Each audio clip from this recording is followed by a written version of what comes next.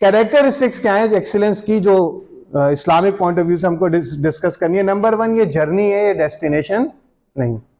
कोई इंसान ये क्लेम नहीं कर सकता कि इस वक्त वो अपने किसी काम के एक्सीलेंस के लेवल पे खड़ा हुआ है, बिकॉज एक्सीलेंस में हमेशा इंप्रूवमेंट का चांस रहता है, ठीक है ना। 6 सिग्मा वालों के पास आप चले जाएं प्रोडक्शन में, वो कहेंगे भाई लीन 6 सिग्मा वाले के कुछ ना कुछ तो अभी मजीद एनहेंस हो सकता है, होना बाकी है।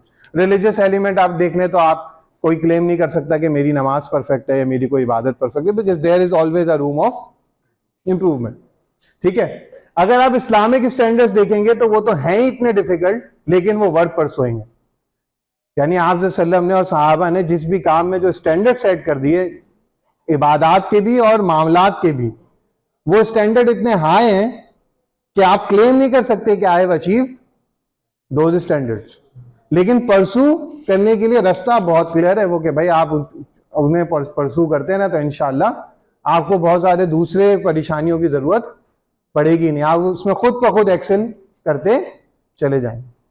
फिर क्या, इट रिक्वायर्स ग्रेड। ग्रेड क्या होती है? Courage and discipline. Long term में आपको बार बार डिसिप्लिन करना पड़ेगा, खुद को बार बार डिसिप्लिन करना पड़ेगा, ये सीधी चीज चलती नहीं। एक लफ्ज है बैलेंस, बैलेंस इन लाइफ, सही ना, हमने बहुत सुना होगा work life balance, balance in life. अच्छा, आपसे मैं अगर पूछूं कि आपके ख्याल में बैलेंस क्या है? इट इज अ स्टेट और एक्शन। अंग्रेजी में 2 चीजें होती है ना, एक स्टेट होती है, एक एक्शन होती है। यही तो सबसे बड़ा कंफ्यूजन है। Balancing is an action. Cycle चलाते हुए हमको बैलेंसिंग करनी होती है कि जो वर्क लाइफ बैलेंस या जिस भी इंसान की जिंदगी हमको बड़ी बैलेंस नजर आती है ना, आप उनके साथ रह के देख लें, वो रोजाना स्ट्रगल कर रहा होगा बैलेंस करने के लिए।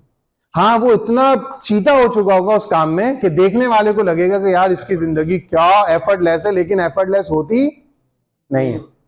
मैंने जो अपने मेंटोर का कहा, जो सुबह 3:30 बजे उठते हैं, तो हमें पता है 3:30 बजे उठने के लिए उनको रोजाना एफर्ट करनी पड़ती है।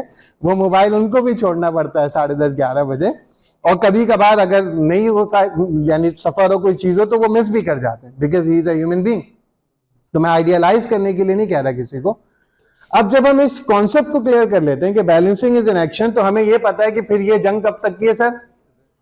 मौत तक की।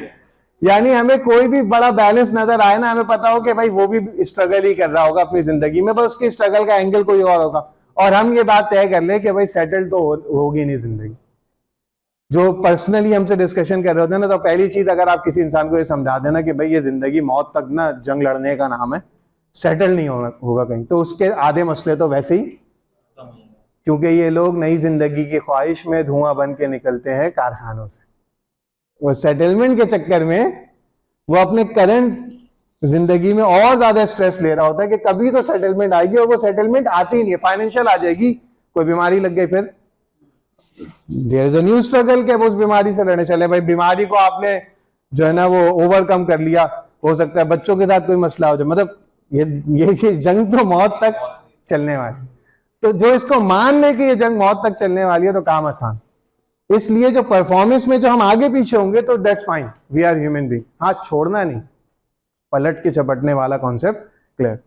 तो ये एक चीज हो गया। And the last is it requires बरका। इस्लामिक कॉन्टेक्स्ट में आपको एक्सीलेंस मिल नहीं सकती जब तक कि अल्लाह की तरफ से बरकत ना हो, ठीक है ना।